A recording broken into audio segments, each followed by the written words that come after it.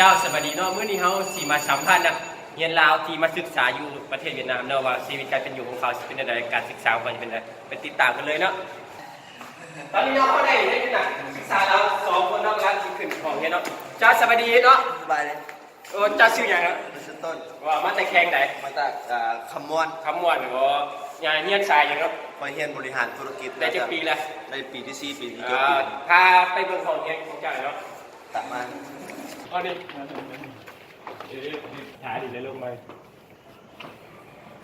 เรื่อยเข้าไปเลยวันนี้ก็ได้ฮอดห้องเรียนที่เขาเคยเรียนนะเจ้าเข้ามาสวัสดีครับทำมาเบิ่งเลย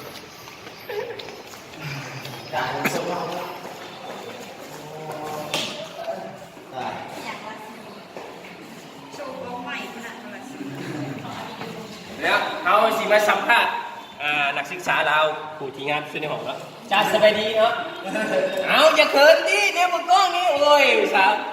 แค่เผ็ดอย่างนี้ค่ะบอสจะสื่ออย่างเอ้ย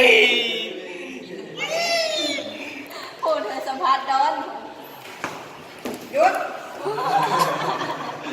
เฮ้ยขอสัมภาษณ์เนาะพี่สาวจะมาแต่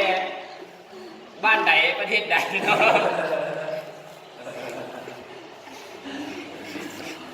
นี่เอาเพื่อนนี้นะเอาเพื่อนนี้นะพี่ตาอันนี้กับสัมภาษณ์ต่อสัมภาษณ์ต่อได้ไหมโอ้โหไปสัมภาษณ์เมีย